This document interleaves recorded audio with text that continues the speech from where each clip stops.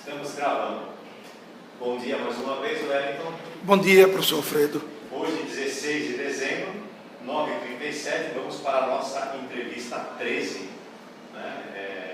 Já começo solicitando a permissão para a disponibilização desse material para pesquisa e divulgação na internet. Está autorizado. Muito obrigado. Então, na última entrevista, você estava indo em direção a Moscou. Então, vamos pegar o avião, indo para Moscou. Desce lá, o que aconteceu? Ao descer, eu vi aquela coisa esplendorosa, um grande aeroporto, né? E eu tinha recebido a orientação de dizer IA comunista, para não carimbar meu passaporte. Meu passaporte era legal, então eu, quando chegasse na alfândega, na hora de passar por aquela catraca, eu deveria dizer, olhando para a pessoa que IA comunista, Niet. Mas foi difícil, eles entenderam o que eu estava dizendo, não sei porque tinha mais gente, e eu não passei, não entregava o passaporte, e me levaram para uma sala. Demorou muito tempo, eu cheguei a ficar pensando, será que eu estou mesmo na Rússia? Será que eu estou na União Soviética? Ou esse avião, me botaram no avião errado? Aí já vem a cabeça de quem já passou por algumas vicissitudes, com mil imaginações, mas não. Demoraram uns 45 minutos, e eis que aparece um companheiro do Partido Comunista da União Soviética, se dirigiu para mim e fez um cumprimento em português, se identificou e nos conduziu até uma dacha, né? Como Marcelo Bonfim, que tinha voltado de Moscou do curso, tinha me falado sobre essa dacha, eu vi que estava realmente em Moscou. Foi aí que meu coração se tranquilizou, não é? Mas por que não estava tranquilo? Como assim? Porque eu fiquei sem entender. O cidadão a que eu me dirigi inicialmente não entendia que eu estava dizendo que era comunista em russo. IA, comunista, ele não entendia. E eu não quis bater o passaporte de jeito nenhum, então ele me levou para uma sala. E demoraram uns 45 minutos para que alguém aparecesse, falando português. Então eu estava pensando, será que por isso ou por aquilo, esse avião mudou de rota e não chegou em Moscou? Eu estava preocupado. Mas quando me levaram para uma dacha, que Marcelo disse que era uma área de triagem para fazer os exames médicos, aí eu me tranquilizei. Lá encontrei um casal de velhinhos, muito cordiais, mas não falavam português. E eu tive que me comunicar por mímica, eles perguntando se estava com fome, né? Tal. E eu sei que botaram aqueles pratos, aquelas coisas, e eu pude conhecer aquele casarão imenso, né? Onde tinha uma sala também muito imensa e tinha uma vitrola. Eu que tinha levado alguns discos de Chico Buarque,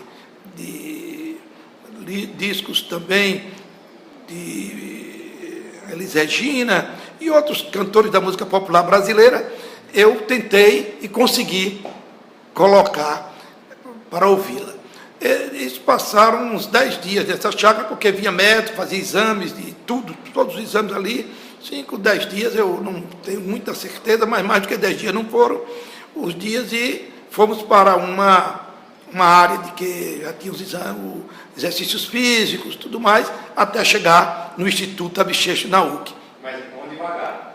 Então você desceu ali, que empresa era a aviação que você foi lá para? Aviação. Que foi lá para Moscou.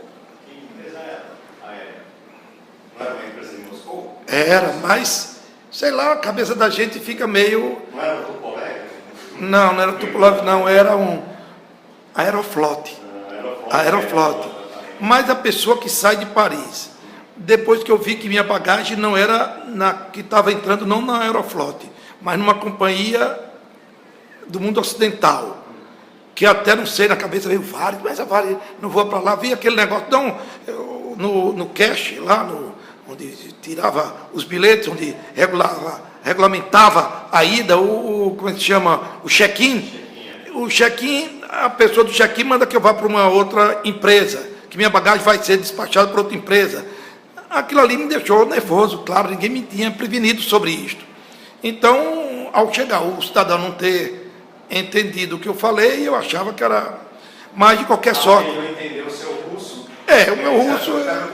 Aí eu pensei que estava em outro lugar, né? Porque... Mas e o pessoal do avião não era russo também? Falava inglês, falava coisa, eu não sei. Na cabeça, naquela hora, a gente fica tudo nervoso, né? Eu não sabia, fiquei lá quietinho, viajei quietinho. E a comunista. Ele não entendeu. Eles não sabiam quem era você. Não sabia quem eu era. Você não podia bater o carimbo por quê? Meu passaporte, eu não queria que tivesse o carimbo de entrada em Moscou. Essa era a orientação que eu tinha recebido aqui no Brasil. Então, depois que ficou tudo esclarecido, nós fomos para uma área maior. Vocês foram para a Dacia? Não, da Dacia, nós fomos para outra área. Antes ainda, na Dacia. Na Dacia foi interessante, essa velhinha ficou nossa amiga, tinha uma garotinha, dormimos lá uns 5, 6, 7 dias, não sei, mais ou menos isso, que o tempo não passava. Até que uma garotinha, neta desse casal, começou a brincar com a gente e ensinar algumas coisas, né?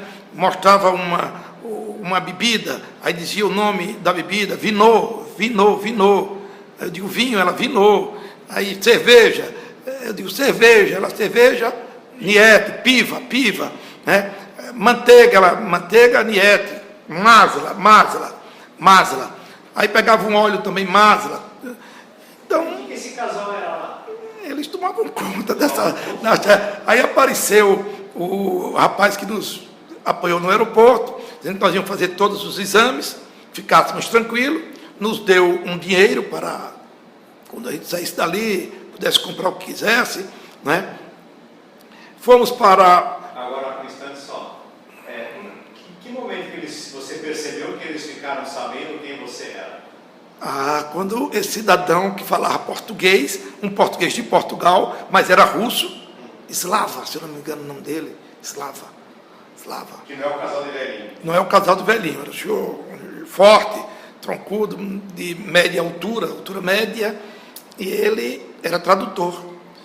Foi aí que nós tranquilizamos. Lá nessa data ficamos muito felizes, porque todos os exames possíveis, fizeram exame de sangue, tudo que for imaginado, e de lá nós saímos para uma academia. E o que vocês faziam lá dentro? Lia, escutava música e comia. Íamos ver as várias espécies de maçã. Assim como nós temos laranja-lima, laranja de umbigo, lá ele tem maçã de todos os tipos. Nós vivíamos naquele pomar. Com quem? Você e a Laurinha? Ou... Eu, Laurinha e essa garotinha, porque os velhinhos só chegavam para dizer, tá tudo bom, harachó. Teve um negócio... Aqui, por favor, hein? Nada de harachó. Tudo bem. Aí nós tomamos o primeiro susto quando nós entramos no quarto. O quarto, que aquela Dacia era dos ricos e poderosos antes da Revolução Russa. Ela era dos aristocratas. O quarto era maior do que um apartamento. O quarto era uma imensidão. Era maior do que a kitnet que você ficou na... Muitas vezes maior. E tinha uma banheira enorme, águas mornas, tudo direitinho. E o lençol, aquele negócio de cambraia, limpo, tudo bem asseado. E nós vimos um lençol que tinha um triângulo no meio, um losango no meio. Depois descobrimos que era para botar o cobertor, porque lavava-se o lençol e o que aconchegava, o que esquentava, não precisava lavar todo dia, ele botava uma coberta nisso. Mas nós, eu e Laurinha, que tínhamos lido um livro sobre os preconceitos sexuais que a Igreja Católica tinha desenvolvido através dos portugueses, entendíamos que aquilo ali era o lençol nupcial, quer dizer, que o casal não podia ficar despido. Entendíamos assim, que aquilo ali, uma loucura, a cabeça da gente estava a mil, né? Então chegamos assim, meio desconcertado com as coisas, mas se você viu o lençol e tivesse lido antes, imaginaria até que podia ser esse tipo de coisa. Mas o tempo não passava, né? O tempo não passava, mas todo dia chegava um tradutor um médico, uma enfermeira, né? E foi assim que passamos esses dias. De lá nós saímos para uma academia, onde nos encontramos com comunistas do mundo inteiro. Não é? Vocês dormiram na academia? Não, dormimos nessa dátia. Academia. E fomos para uma academia, mas a academia era num campo, também como se fosse uma dátia. Né? Dizem que foram construídos pelos comunistas africanos, a nova geração de africanos e tal. E aí nós vimos aqueles africanos com umas roupas lindas, uma coisa maravilhosa, impecável, aquele branco bem, alguns estampados, um modelo muito bonito. Alguns descendentes de dinastias aristocráticas, da aristocracia africana, mas que tinham optado pelo socialismo. E aí fizemos exercício como se fôssemos um treinamento militar. Né? E voltava para dormir na dátia? Não, lá tinha alojamento. Lá tinha alojamento. Dormiam juntos ou era alojamento? Não, eu e Laurinha juntos. Os casais dormiam juntos. Né? E quem não estava casado, 3, 4 num quarto. E na rotina do dia a dia, vocês ficavam juntos ou separados? Não, ficavam juntos. Totalmente juntos. Porque, claro, que tinha alguns exercícios que diferenciavam da mulher para o homem. Mas, no final, era para todo mundo fazer a mesma coisa. Enfim, eles queriam provar a igualdade, mesmo com as diversidades de sexo. Bom, depois disso, nós vimos para o Instituto Abisheshte Nauk, que é o Instituto de Ciências Sociais. Dormiam onde? Dentro do Instituto. Dentro da Abisheshte, em russo é Abisheshte, se não me engano. Muitos anos sem falar russo. Ficou difícil eu manter a pronúncia. Se bem que há alguns anos atrás ainda me comuniquei com alguns russos, deu para comunicar-me. Mas o tempo tem passado. Então, fiquei nessa casa. Logo descobri que eles tinham, além dos seus horários serem diferentes, mas a logística do europeu, sobretudo do russo, era você comer bem pela manhã, não passar mais do que 3h30 sem ingerir alguma coisa. Então, estabeleceram um regime alimentar para que nós não adoecêssemos lá, não é? Ensinaram para muitos, era comum, já fazíamos aqui, mas muitas pessoas da América Latina que viviam em regiões insalubres, não sabiam de alguns aspectos de higiene, e eles educadamente davam aula de anatomia e de higienização do corpo, cuidado com a saúde, e aí envolvia desde o escovar os dentes até o banho, porque isso, porque aquilo, e também porque deveríamos ir preparando o nosso organismo para o frio. Nós estávamos no mês de agosto, então teríamos que nos alimentar com chocolate, com leite, com coisas que tivessem gordura. Esse foi um momento muito feliz da minha vida. Eu posso dizer que esses 2 anos que passei na antiga União Soviética foram não só importantes para a minha formação cultural, como também para fortalecer meu ideal de um mundo melhor. E também posso dizer que,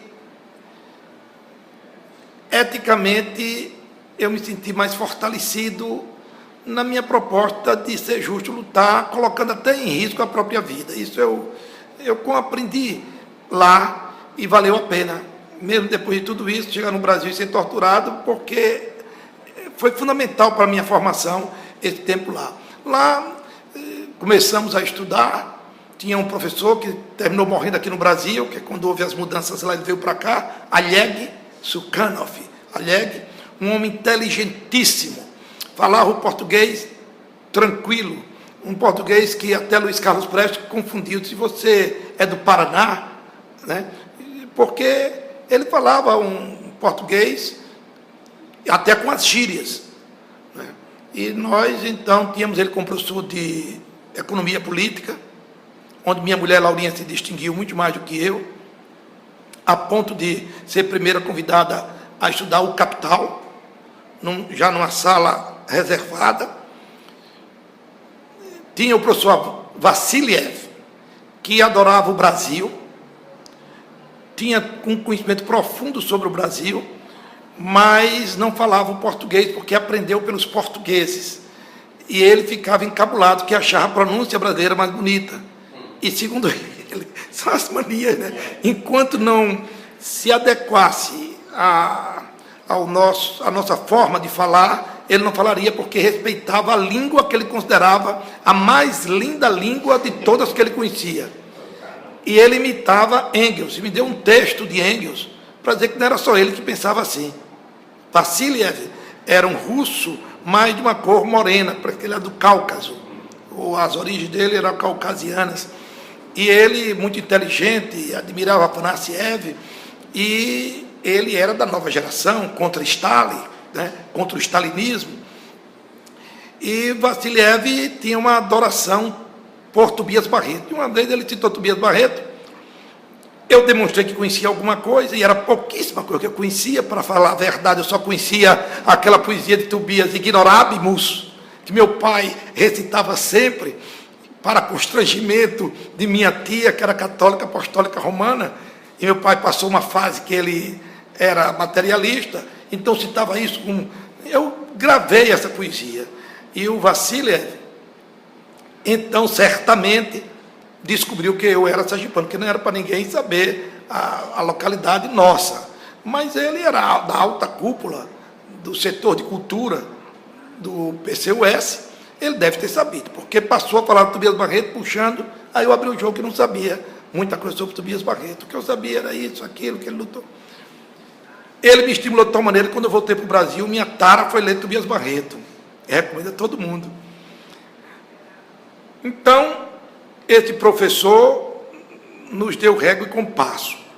Uma das coisas interessantes que eu questionei filosoficamente, que pode parecer uma bobagem hoje, é que eu disse, mas se vocês aqui, se nós comunistas achamos que não há... Que ele falou em Tobias Barreto, provando que foi o primeiro homem, o sergipano, ele fazia questão de dizer, ele dizia por escrito, uma tradutora falava para a gente, ou ele escrevia em português. Então, o sergipano Tobias Barreto, num estado pequeno da federação, foi o primeiro homem no mundo a dizer que, contestando Schopenhauer, que a mulher não é uma bela espécie de cabelos compridos e ideias curtas. A mulher é um ser pensante que tem tanta capacidade quanto o homem. E quando instado a responder à evolução dos seres na Terra, Tobias Barreto disse que a quantidade de células nervosas não queria dizer mais saber do que quem tinha menos células nervosas. Porque, se bem que o cérebro do homem era mais pesado, em média, do que o da mulher, o que faltava em quantidade na mulher sobrava em qualidade. E aí o professor de filosofia mostrava a quantidade se transformando em qualidade. E que Tobias Barreto foi o primeiro homem a dizer que a mulher tinha essa capacidade. Esse tal sexto sentido da mulher nada mais é do que a célula nervosa. Aí eu pergunto, então, professor, por que é que nos campeonatos de xadrez, que aqui se coloca como patamar do desenvolvimento do cérebro, como é que os campeonatos são masculinos e femininos? Foi aí que ele passou a gostar de mim, mesmo, porque eu interpelei ele dentro dessa lógica, e ele disse... A mulher, mesmo que não venha dar luz a uma criança, o organismo dela foi preparado para ela dar vida a outras vidas. A mulher, como mãe, como toda fêmea, nessa hora é mais cautelosa.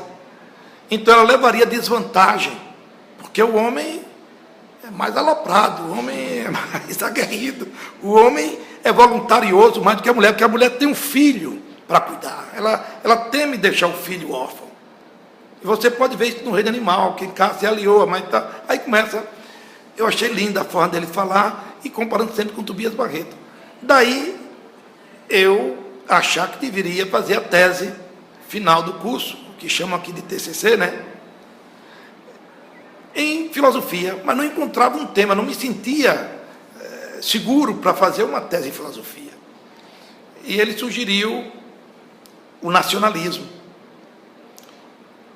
Eu tinha dificuldade, mas ele mandou ler Stalin. Eu já estava em uma formação anti-stalinista, mas disse que o melhor trabalho sobre como resolver essas questões que fazem muitas vezes com que os seres humanos se embatam, né, se matem, cheguem ao conflito de guerra, por causa da nacionalidade, eu sou brasileiro, você é português, o outro é argentino.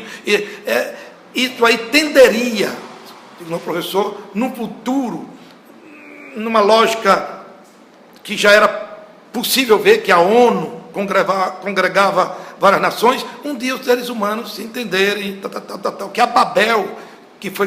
Bom, então esse professor me encheu os olhos. Tinha também Natasha, a professora de russo, que no Natal, só tínhamos lá 6 meses, quando ela se encontrou comigo numa livraria do próprio instituto, e eu disse, se Novum Godam, se Pradnikon. Eu disse uma expressão russa e eu falei com a pronúncia tão como ela queria que eu falasse, que ela me abraçou e achou que eu teria que ficar mais tempo lá. Tinha um professor de psicologia, o Alexandra. Ele não conhecia Freud, era Pavlov, ele conhecia pequenas tratados, pequenos textos sobre Freud, mas não tinha lido nada sobre Freud de ponto de vista mais aprofundado, porque, se bem que já se tinha rompido com o stalinismo a partir do 20º Congresso do PCUS, quando Khrushchev faz a denúncia oculta da personalidade, mas os livros, a cultura ainda estava fundamentada na visão do realismo socialista, daqueles exageros do Partido Único. Então, eu acho que os jovens intelectuais temiam, no mínimo, dizer que conheciam, porque poderia ficar assim, sendo mal vistos, Então, já que eu era brasileiro, eu tinha totais imunidades, eles insistiram muito para falar sobre Freud, E ele discutia Pavlov. Gostou tanto de mim e de Laurinha, que sugeriu que nós deveríamos ficar mais tempo, até porque ele disse, não é possível que vocês não entendam, que essa ditadura do Brasil foi bem estabelecida, ela tem a força dos Estados Unidos por detrás dela, ela tem políticos que foram anos e anos trabalhados pelo Pentágono para cumprir esta missão. Os militares brasileiros, os que tinham uma visão mais democrática, foram expulsos do Exército, da Marinha e da Aeronáutica. Veja o caso do Nelson Werneck Sodré. Ele tinha um conhecimento profundo do Brasil. Então, essa ditadura vai durar mais tempo do que vocês estão imaginando. E seria bom que vocês saíssem daqui com cultura, assim como os que fizeram a Inconfidência Mineira, a Insurreição Mineira, chamada de Inconfidência, a Insurreição Mineira, com Tiradentes na frente. Eles conheciam a história do Brasil? Total, conhecia mesmo, eram brasilianistas, é assim que se chama, Então, ele me deu tanta coisa, ficou muito amigo meu, muito amigo meu.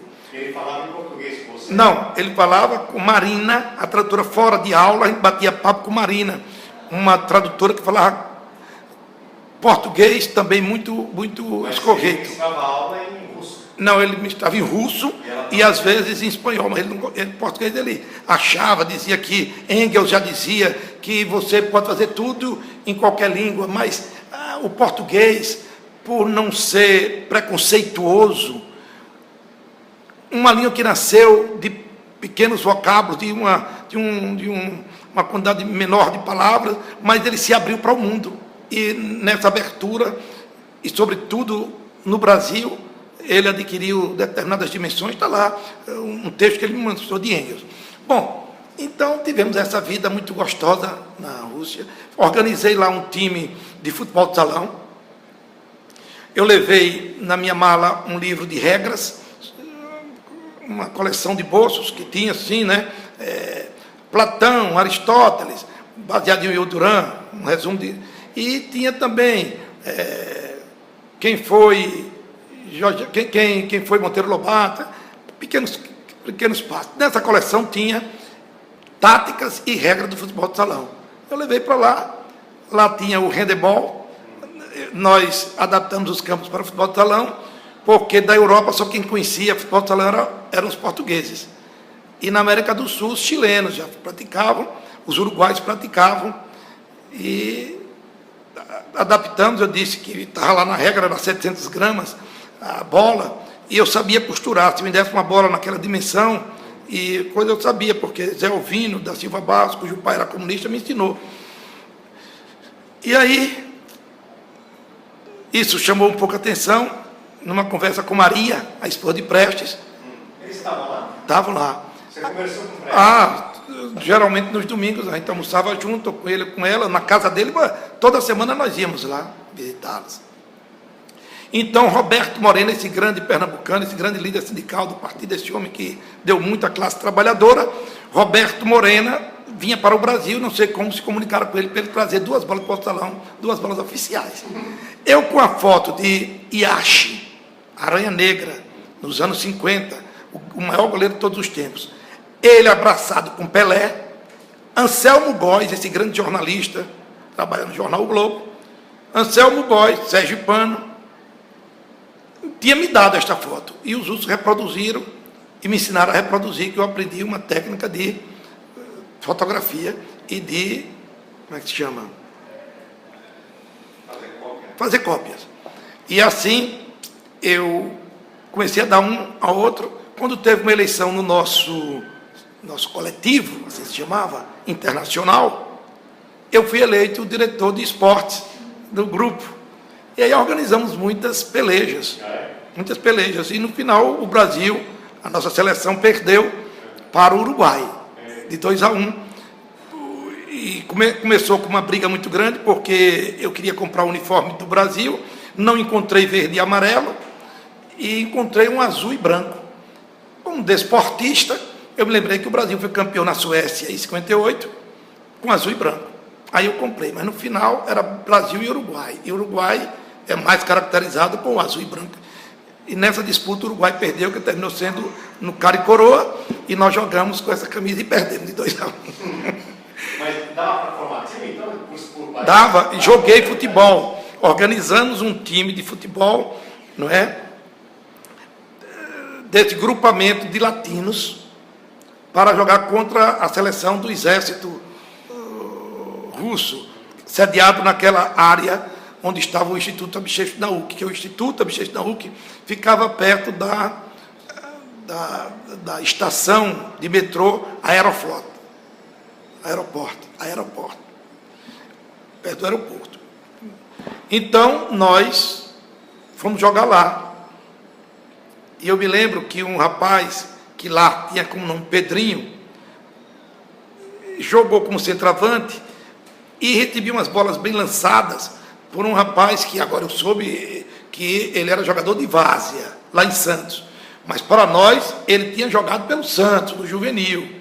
Mas como um companheiro nosso que morreu recentemente me explicou pelo Face que ele não era do Santos, ele era da Baixada Santista e era peladeiro. Eu vou ficar com a opinião de Givaldo Siqueira, porque é mais velho do que eu, já morreu, e também não encontramos o rapaz, e não sei o nome dele real, né? Mas ele fazia uns lançamentos lindos, da direita para o centro. Ele trazia todo mundo. Pois bem, eu que organizei o time, junto com um advogado, que fazia saber que ele era advogado depois, era um advogado que o apelido dele era Ferrugem, que ele era todo cheio de sardas. Roberto. Então, organizamos isto, fizeram lá o entendimento, a articulação e fomos jogar. Eu que tinha participado da organização, fiquei na reserva. Da forma, sim. Mas no segundo tempo eu entrei, nós estávamos perdendo de 1-0. Eu vendo os lançamentos desse rapaz, que chegou até a me apelidar de mosquito, porque era muito magrinho, né? Eles altos. Aí eu entrei, certo, eu jogava pela direita, como extrema direita, e ele fazia umas jogadas indo para a direita. Aí eu, em diagonal, entrava pelo centro, como Nilson Barros, um jogador sergipano, fazia. Eu fiz aquilo, porque eu também vi que ele cruzava aquele jeito. Então ele ia para a direita e cruzava para o centro. Aí eu pegava a bola com mais facilidade e fiz um gol, fiz 2 gols e ganhava. Eu fui bom de bola. Agora, meus irmãos foram melhores do que eu, porque, como eu já lhe disse, está aí anotado, em 1963, no Congresso dos Estudantes, eu fui esfaqueado, passei um ano com a perna, mas ainda fui campeão mesmo assim, depois disso, campeão de futebol de salão, pela Faculdade de Direito, campeonato universitário. Na Rússia fui vice-campeão, participei de remo, fui campeão de remo, batendo em cima do Sergipe, em 1965, mas a facada me prejudicou bastante, porque rompeu com alguns nervos e me tirou mais de 15 centímetros do intestino delgado. O que você lembra dos almoços lá com Prestes? Tem alguma coisa ali? Não? Tinha. Maria fazia belas comidas, mas normalmente nós saíamos para almoçar fora. Me recordo de um lance em que nós fomos comer um peixe que depois Laurinha fez aqui, que era tinha uma espécie de... Ele botava muitas batatas e um creme de leite e ia para o forno. E aquele peixe ficava um negócio gostoso, era um filé de peixe da mais alta qualidade. E me recordo que nesse dia, já que você gosta de saber coisas assim, pitorescas, na hora de brindar, tal, naquela emoção, estávamos nós, eu, Laurinha, Wagner, que eu sei que o nome dele é Wagner, que depois virou na televisão, no rádio, ele foi deputado pelo PT, que ele passou do PCB para o PT, mas lá o nome dele era Maurício. Então, estávamos todos juntos, com Maria, a mulher de Prestes, que ainda está viva, e as filhas dela, e foi brindar, e Laurinha, sem querer, as taças, então quebrou a taça. E uma garçonete russa falou naquele jeito parecido com a vice-presidente do Cotigiba, sabe, um pouco ríspida. Aí ela falou assim, aí Maria disse, o que se passa, né, Nilson? Estou de Érate. Sem nem entender, estou de Érate. E eu sei que a filha de Maria e Prestes, as filhas, uma delas disse em russo que ela respeitasse, porque nós não éramos bagunceiros, não éramos hooligans. Ali estava tratando de comunista, tal, e que por uma situação daquela, a taça foi quebrada, mas que nós pagaríamos. Aí veio logo uma pessoa, uma espécie de chefe, ou de maître, ou coisa que o valha, e um gerenciamento, não, tal, é que essas taças são assim, assado, mas tudo bem, nitivô, né? Tudo bem. Bom, teve esse fato pitoresco. Né? O que o Prestes costumava falar? E ele conversava o quê?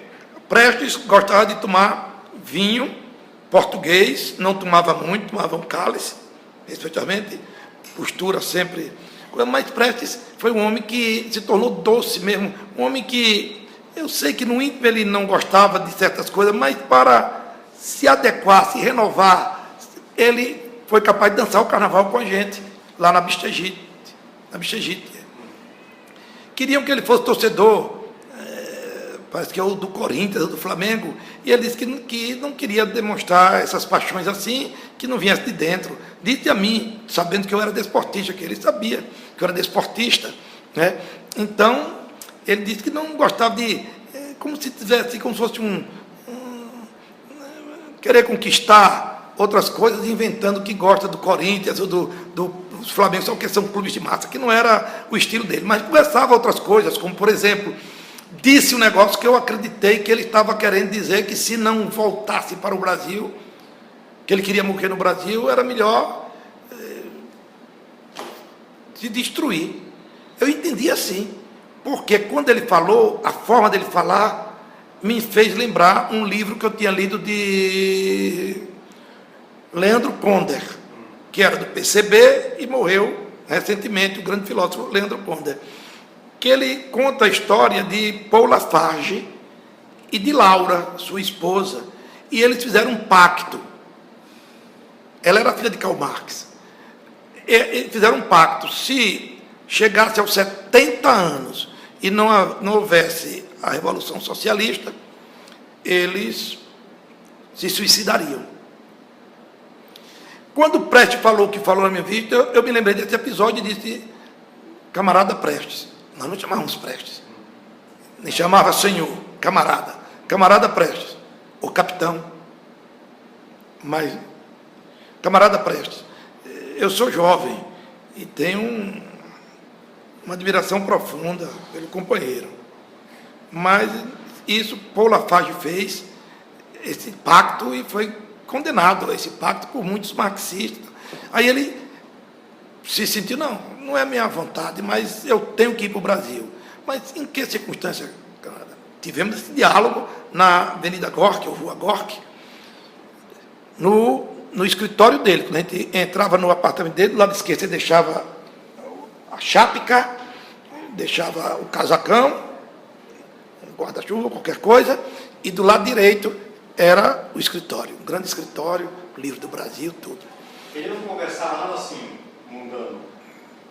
Mundano? Sim. É brincadeira? Não. O partido não aceitava Ele esse... contava piada? Piada, nunca vi Prestes contar piada. Alguém pode ter visto, mas eu não tive essa felicidade. Dava risada? Não, dava. Ele sorria quando ele perguntou a Marina, nossa tradutora, de que estado ela era. Ela disse, não diga não, já sei, da Bahia. Ela disse, não, estudei muito com baianos, gosto muito de Caíme, leio tudo de Jorge Amado, mas eu não sou baiano. Ele ficou assim. Aí alguém disse, ela é russa, camarada. Aí ele abriu os olhos, aí ele sorriu, né? Mas também um pouco ríspido. Uma vez comigo, eu digo, eu li um livro seu, escrito por você, camarada, que não se usava senhor. Senhor, negócio... Não, que senhor, a visão de escravo e senhor. Para os católicos, rigorosamente católicos, o Senhor está no céu. Né? Senhor dá uma ideia de submissão, né? Então, ele não gostava, chama de senhor. Fazia logo. Então, camarada Prestes, você, camarada Prestes, eu li um livro seu, ele franziu, assim, livro meu, aí eu tinha uma cadeira bem baixa aqui, ou um banquinho, eu digo, foi, aí comecei a contar, disse, não, eu nunca escrevi livro. Olha, me senti arrasado. Aí eu fiquei assim, mas eu digo, não tem alguém que escreveu. Fiquei assim. Então, Jorge Amado escreveu O Cavaleiro da Esperança. Mas eu nunca escrevi. Eu digo, não, era um livrinho fininho assim, pela conquista de um governo nacional democrático. Ah, isso é a resolução do partido. Eu assinava como secretário-geral. Participei da elaboração. Mas falou assim. Aí eu vi a força do militar organizado, né? Não, tudo bem, camarada, mas eu não escrevi livro. Eu participei da discussão, como era o secretário-geral, botaram Luiz Carlos Prestes para chamar a atenção, mas nem gosto muito disso, para não me confundirem com isso, que quiseram até me acusar, do culto à personalidade, mas conversávamos muito.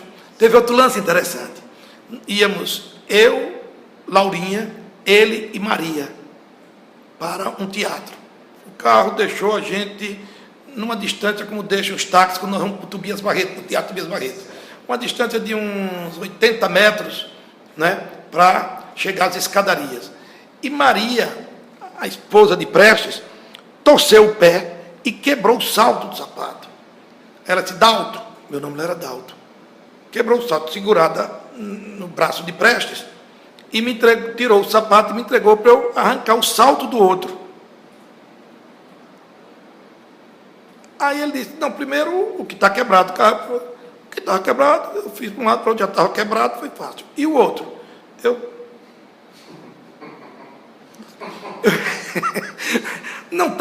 Não queria com ignorância, eu quis fazer o negócio, mas não tive, com elegância, mas que nada, não estava com a força necessária. Ele, meio irritado, pela primeira vez, me dê aqui. Ele já estava coroa, devia estar com quanto? 70, ele estava com 74 anos, nesse momento, pegou assim o sapato, quebrou. Aí eu fiquei assim, ele disse, não, isso aqui é...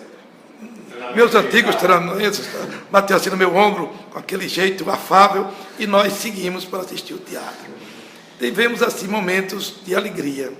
E assim, vocês iam em festas, outras? Festas.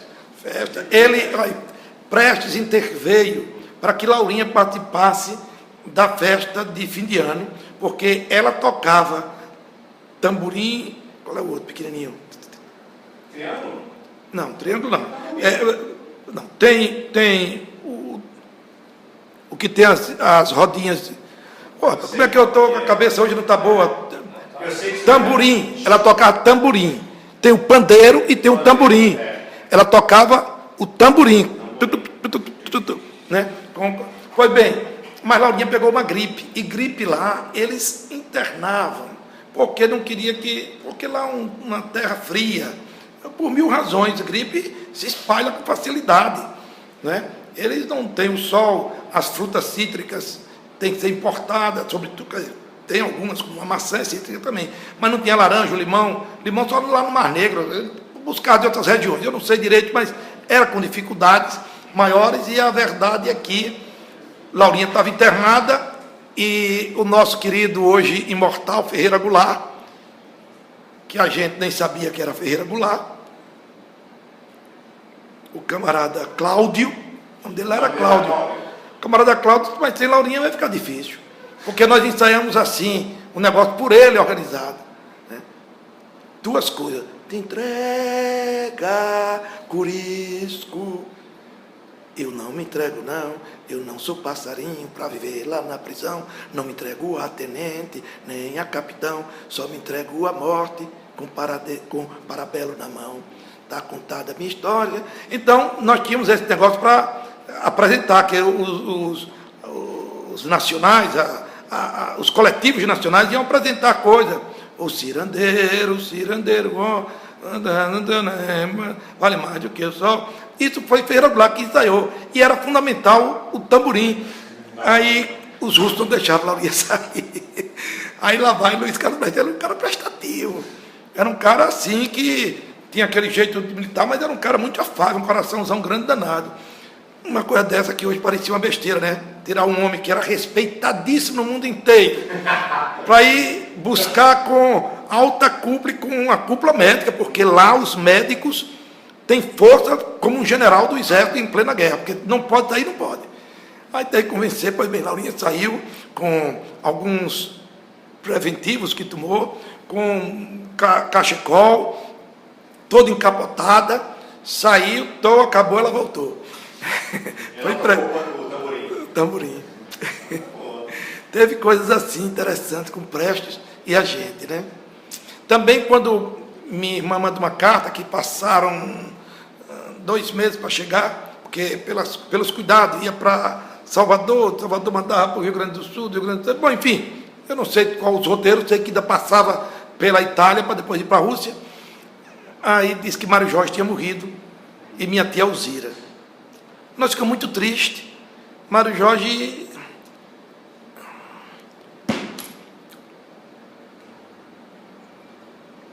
me trouxe para o partido e era meu amigo desde a infância, eu mais velho do que ele. E Mário Jorge sempre nos comoveu pela cultura, por ser um ser diferente. E quando eu vi aquilo, fiquei tão nervoso que fiquei triste. E a tristeza pela morte de minha tia, mas sobretudo pela de Mário Jorge. Minha tia já era velha, achava que tudo bem, muito religiosa, acreditava no mundo depois desse. E ela morreu em paz, como minha irmã diz, mas Mário Jorge morreu num desastre de carro, violentamente ceifado a sua vida. E aí eu sei que fiquei muito triste, Laurinha também. Uma dinamarquesa, Ellen não, uma dinamarquesa, que eu me esqueço agora o nome dela, que era sobrinha até do rei da Dinamarca, ela pressentiu isso e fez o que eles chamaram de um requiem. Vamos fazer uma sessão de lembrança, sabe? Parecia até coisa de espírita. Eu vi isso em Aracaju com Dona Nininha, a sogra de meu irmão, o Edmo. Mas um negócio assim de comover, como se fosse um momento fúnebre. Os nossos índios fazem isso também. Parece que em Quarupi tem uma coisa assim, que eles fazem alguma coisa, uma sessão solene. Então ela me trouxe um prato da realeza, do povo da Dinamarca, um prato vermelho, uma louça vermelha, linda. Ela me trouxe para simbolizar aquele momento de dor pela morte do companheiro Mário Jorge de Menezes Vieira. Eu trouxe esse prato para cá e recentemente tive a felicidade de dar ao filho dele, Ernesto Martins, né, num encontro na minha casa, em que a mãe dele, Marinice, que foi fundamental, como já disse aqui, para a minha sobrevivência e para o nascimento de minha filha, Iraci, Marinice. Ela, então, eles estiveram lá em casa, e depois que almoçamos, depois que nos lembramos de muitas coisas felizes e outras tantas tristes e muito tristes, eu dei esse prato a Ernesto, que é o filho de Mário Jorge. Teve também outros momentos assim interessantes lá na Rússia, né? Quando a gente assistia pela primeira vez de palco giratório, no circo, cantando, não porque nós estivéssemos lá, músicas brasileiras, porque de Vinícius de Moraes, aquilo ali soou muito bonito, a Garota de Ipanema tocava-se muito lá, e tudo isso foi um momento de muita alegria, de ter conhecido várias nacionalidades. Ferreira Goulart, você tinha muito contato com ele? Ou com quem? Com Ferreira Goulart. Ele morava conosco no mesmo alojamento. Mas não jogou no time de futebol? Não, ele já não jogava futebol, não. Ele sempre era um intelectual, né? A gente via que quem representou, teve um momento, pode ser até que ele tenha esquecido, mas teve um momento em 1972, teve um grande movimento em Moscou para receber uma bandeira dos comunards, da Comuna de Paris, uma bandeira que tinha sido guardada durante 100 anos, né? E foi nesse momento de festas e tal, que teve uma solenidade no Kremlin para homenagear Luiz Carlos Prestes, entre outras coisas, homenagear Luiz Carlos Prestes como herói da Revolução Bolchevique, mesmo não tendo participado da Revolução, mas porque ele quando passou exilado em Moscou, ele contribuiu para um plano de defesa de Moscou. E as ideias dele vicejaram quando dos alemães nazistas tentando tomar Moscou. Então, a ideia de defesa de Moscou, Luiz Carlos Prestes, nos anos 30, nos seus estudos lá na Rússia, ele contribuiu para essa estratégia que tinha sido feita. Então, ele ia receber a medalha de Heróis da Revolução. Eu e Ferreira Goulart fomos representando o coletivo de brasileiros. E ficamos, em determinado momento, permitiram que a imprensa internacional entrasse, e nós ficamos separados, porque nós não poderíamos ser vistos por isso ou por aquilo, por questões de segurança. Ferreira Goulart foi um espetáculo, nos deu sempre uma segurança, algumas coisas assim menores, que nós estávamos assim, com um moralismo meio pequeno burguês, e ele mostrava que aquilo era moralismo pequeno burguês, que o ser humano deve ser livre. Que tipo de coisinha? Coletivo sempre tem fofoca, né? Então, a fofoca que a esposa de um companheiro estava olhando muito para um árabe lá, essas coisas. E eu fui dizer a ele que, inadvertidamente, fui entrando e vi algum lance assim assado, e ele pegou e disse muita coisa bonita, mostrando. Eu não sei se foi ele ou por conta disso, tempos depois assistimos um filme, não sei se ele tinha contato também com os intelectuais russos, passou um filme em que essa questão foi enfrentada logo nos primeiros anos da Revolução Vitoriosa na Rússia, e tem um filme interessante que as pessoas devem respeitar, cada um na sua forma de ser, né? Que não precisa ser 2 mais 2 são 4 nessas questões que envolvem o amor, né? E aí? Assim... Foram assim as coisas que eu tive noção. Ele era mais ligado a pedir, mas não tinha um dia que não batesse um papo. Nós fazíamos parte da mesma sala de aula, depois, pela cultura dele, que ele já é mais velho do que a gente, né? Então, pela cultura dele, pelo desenvolvimento e por tudo mais, ele foi para fazer um curso especialíssimo de filosofia e do Capital. Mas toda noite, estávamos juntos, toda hora de comer, era no mesmo ambiente, não é? Batíamos papo no restaurante, final de semana, ele dava ideia de que devíamos ler isso e aquilo. Eu me recordo que pronunciei errado Bertrand Russell, Russell. Eu não pronunciei o nome do grande filósofo inglês, né, matemático. Disse que tinha ganho essa coleção, mas não tinha lido nada, que tinha lido Will Durant. Ele disse que se bem que o Bertrand Russell não era marxista, mas era um homem de alta capacidade que todos nós devíamos reverenciá-lo. Que não basta ser marxista para ser inteligente, e também o marxismo nunca, aí pronto, nos deu uma aula de que o marxismo nunca foi hostil a nenhuma teoria, por mais estúpida que ela pudesse parecer.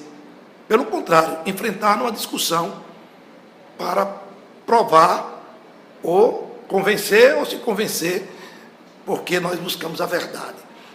Se bem que a verdade não é absoluta. Isso foi bonito ele falar sobre isto. Foram momentos assim. Sempre ele dava... Sim, fez também um momento de arte. Ele fez entre a gente uma espécie de palestra sobre arte, sobre cultura. Aí desenvolvia.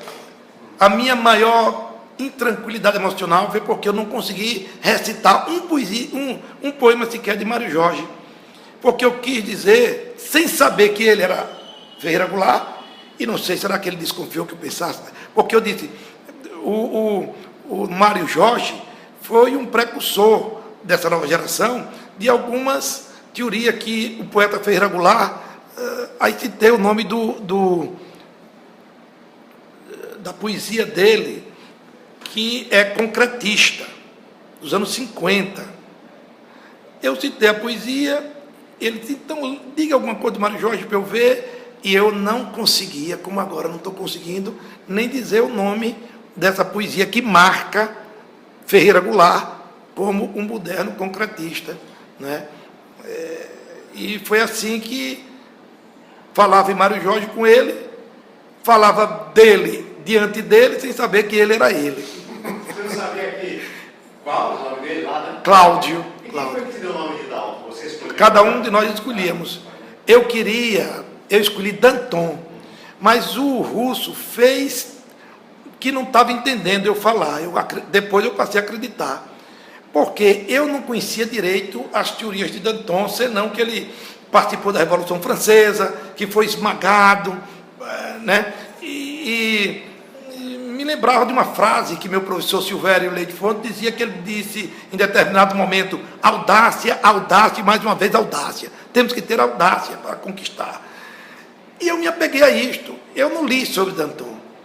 Ele foi um grande revolucionário, mas os russos que tinham mais conhecimento devem ter observado que Danton foi um grande líder burguês, e a burguesia naquela época era revolucionária, né, naquela circunstância, mas ele era corrupto.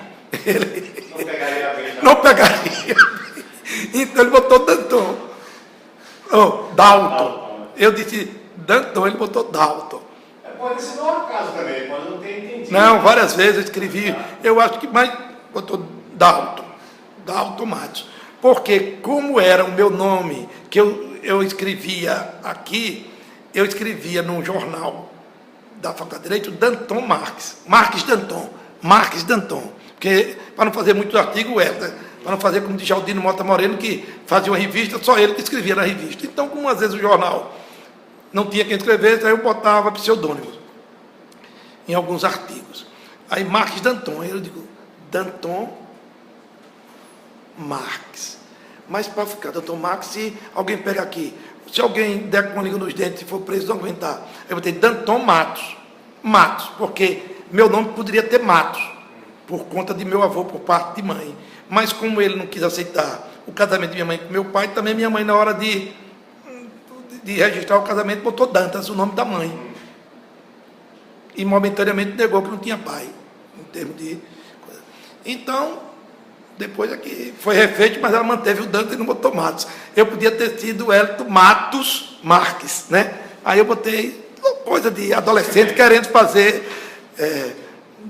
dificultar os caminhos dos pesquisadores, dos dedos duros, E como é que você chegou ao ponto de... Quando você decidiu?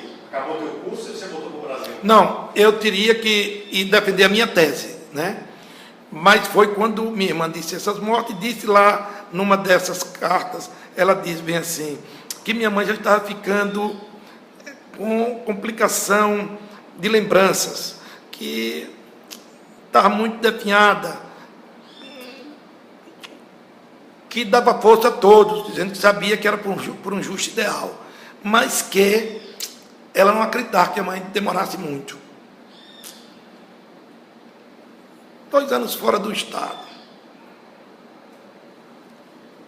E ela conclui dizendo que o STM, Superior Tribunal Militar, tinha nos absolvido do inquérito, do processo que nós respondíamos perante a Justiça Militar, condenado indiciado com base na Lei de Segurança Nacional. Aí nós fomos todos daqui de Sergipe absolvidos no Superior Tribunal Militar. E disse que eu estava livre. Antes de ir para cá, falei com o Prestes. Ele disse, se eu pudesse, também iria. Mas o partido não me deixa, eu estou me sentindo preso aqui, até um pouco contrariado com aquilo. Ele disse que queria estar no Brasil, lutando e que encontrasse formas.